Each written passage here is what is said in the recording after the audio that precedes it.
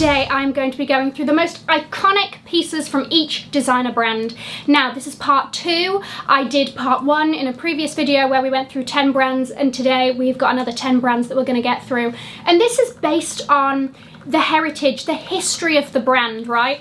But also what is still being sold today. A lot of stuff is iconic, but maybe it was very seasonal or, you know, collection specific, or over the years as collections have changed and blah, blah, blah, it's fallen off, not into production anymore. So this is all stuff that's currently available today. I'm excited. We've got some great brands. The links will be below for all of these items. Guys, if you are new here, my name is Cassie and I'm a self-diagnosed luxury addict. I put out videos on Mondays, Wednesdays and Fridays, so if you like luxury fashion, then you're gonna love it here. So head down there, subscribe, turn on the bell, become a member of our luxury addicted family. When are we going to rehab? Never. Guys, are you ready? Let's go. Please bear with me in this video with the focusing. I have a new camera set up and we are still figuring out the kinks. Bear with me, please. Okay, so starting off with the first brand being Prada.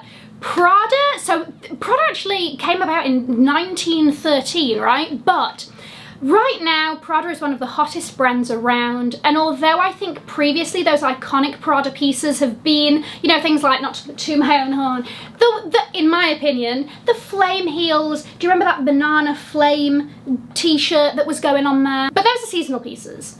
And right now the brand is so hot and popular because of those elevated basics that they're producing. It's those very simple pieces that people are really loving at the moment, and that's why they're popping off. Now, Prada is still very much a family business. Miuccia Prada is still at the helm, and it was actually due to her that the brand started introducing shoes and ready-to-wear. And one thing that she introduced that was so revolutionary, and this was her way of trying to do something a bit different to stand out from other brands, was introducing nylon and using nylon as a luxury material. Now, to this day, people still kind of have their qualms about paying a luxury price for a material like nylon, but that's almost kind of the point of it, was that it was different. It was reworked in a luxury way, you know?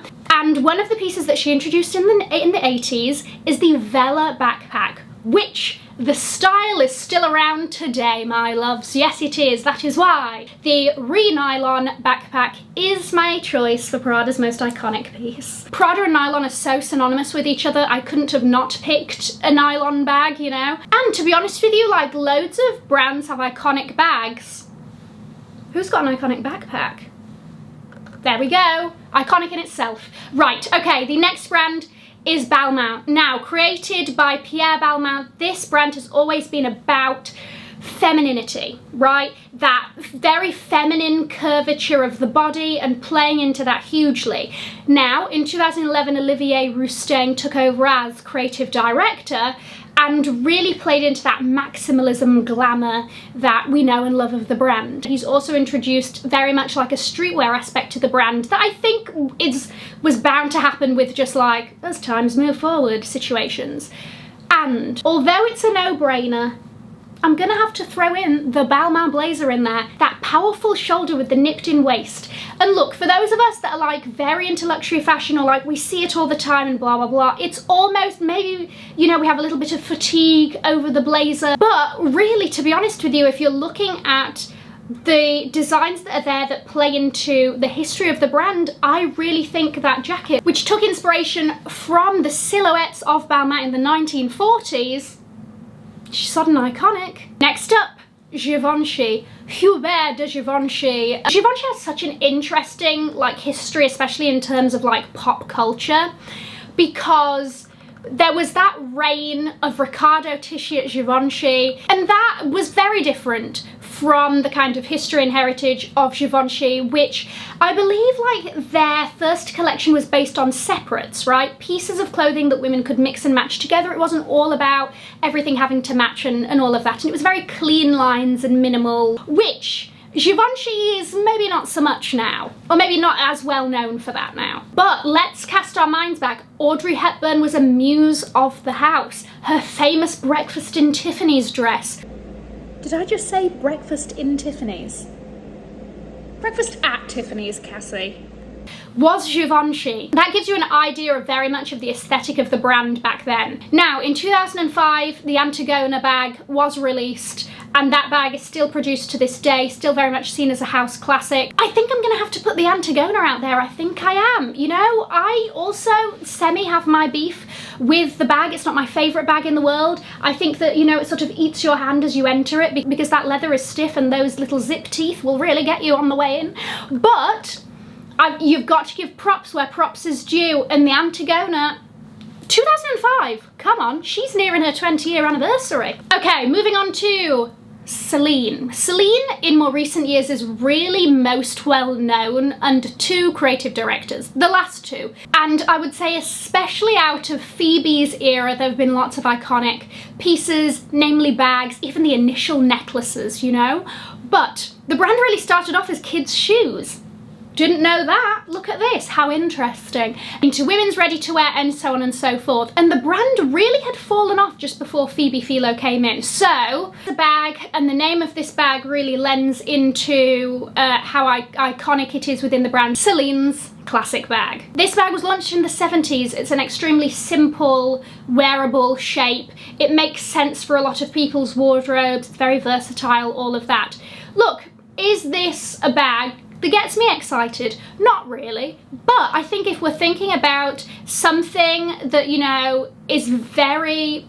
Celine has always had this very minimalist, very clean aesthetic that the bag really does embody. Moving on to Lanvin. Did you know that Lanvin is the oldest French fashion house created in 1889? And this brand was created by Jean, I'm just gonna call her Jean Lanvin, who was actually a milliner, right? So she was a hat designer and maker. And as time went on, her daughter became her muse. That's why the Lanvin logo is like a mummy and a daughter, really. That's cute. She started off as a hat shop. She then went into women's ready-to-wear. And to be honest with you, this brand still in general is quite, I would say, in terms of things, quite an underrated brand. Most notable recent creative director was Albert Elbaz.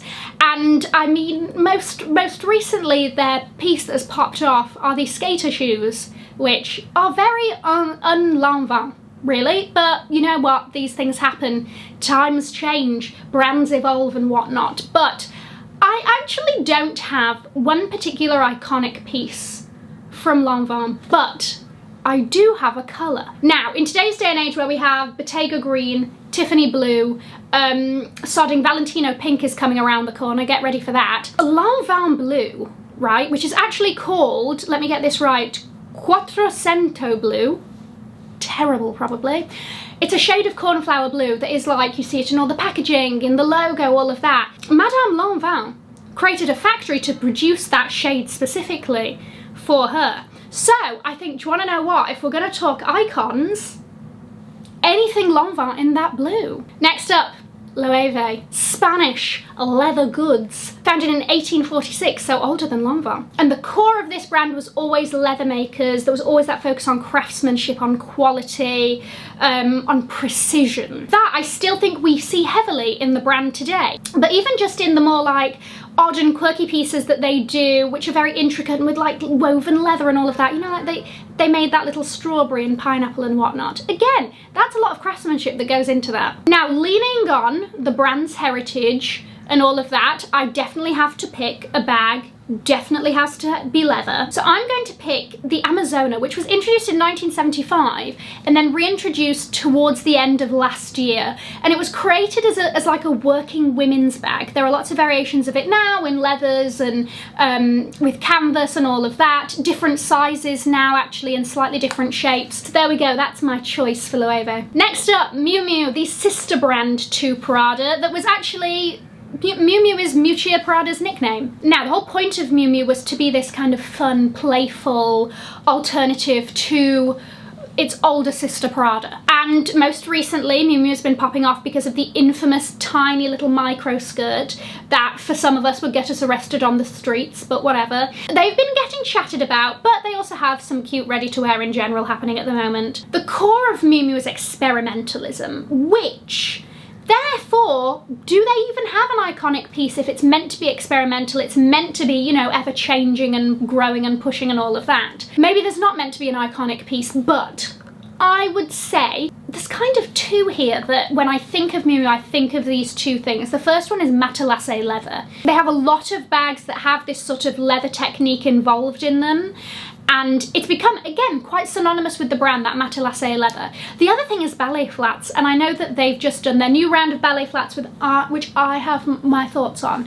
but they've done this before, and again, that very sort of influenced by actual ballet dancers' shoes as opposed to a flat that's, you know, got a little bow on the front situation. So maybe that as well. Miu Miu's got me a little bit stumped there. Let me know what you think of that one. Next one. Elie. Elie is the epitome of a luxury brand, in my opinion, when it comes to craftsmanship and all of that. Azzedine Elie, Tunisian-born couturier. His story in general is very fascinating, but he used to have this private clientele, and then in the 70s he shifted towards ready-to-wear in general. He was the first designer to have Naomi Campbell walk the runway. So if you want to talk about icons. Now, from the get-go, he was all about sort of non-conformists. You look at Azzedine Elie's designs, it's just always, there's a femininity, there's a sexiness, but there's also an elegance about it. And to be honest with you, getting that balance isn't the easiest thing in the world. He also was very well known for the laser cut leather. If you look at a lot of the bags especially, you'll see that. I really wanted to pick one of his like skater dresses that had that very recognizable silhouette with the laser cutting and all of that, and I do think, oh, I'm so stuck between that or his very like skin tight dresses, because that was such a huge part of him, that stretch fabric. Honestly, Elie dresses in general are truly iconic. Brand number 9. Max Mara, founded in 1951, and they really focused on offering very tailored women's ready-to-wear for the working woman. That was the whole premise. Max Mara is very reliable in the way that that chic sophistication of the brand is still very much a part of the brand now. But really, when somebody says Max Mara, what do you think of? The coats. Maybe you think of the teddy coat. But the icon is the 101-801 coat. I don't know if that's how you like say the numbers, but that's how I say the numbers. It was introduced in 1981 and has been Max Mara's most recognizable piece ever since. Think of the number of brands or like even high street versions of this coat that have existed since. This is the sodding blueprint, right? As far as like a camel coat goes. And my last brand is Roberto Cavalli. Roberto Cavalli, what do you think of? You think of over the top, you think of animal print, you think of excess and maximalism, which is exactly what the brand is. Now, in 1970, he actually came up with an entire new process of printing on leather that he ended up patenting, and since then has been used by Hermes and Pierre Cardin and different brands like that. So listen, this man has been an entrepreneur and, shall we say, an innovator from the word go, because let me tell you, in 1995, this man did a collaboration with Lycra and invented the stretch denim jean. Thank you. Let's just have a moment of claps for Roberto Cavalli, because where would we be now without a sodding stretch jean? Wow. Look, jeans shopping in general is really a traumatic process to put one through, and stretch denim really cut down on that trauma by a huge amount. So props to you, sir. You have really, wow, what a mark made on fashion. Obviously anything in an animal print is iconic by Roberto Cavalli, but honestly, I want to give props to the stretch denim. And I'm gonna say an iconic piece of Roberto Cavalli is a pair of sodding stretch Cavalli jeans. Thank you very much, guys. There you go. Let me know what you thought of my icons. Let me know if you would change any of my choices, or if you learnt something new. I'm going to leave a link to another video over here in case you haven't already seen it. Have an amazing morning, afternoon, or evening wherever you are, and in the words of my father, if you've enjoyed it, tell your friends. If you haven't, keep your mouth shut. I'll see you on my next one. Mwah. Bye, guys.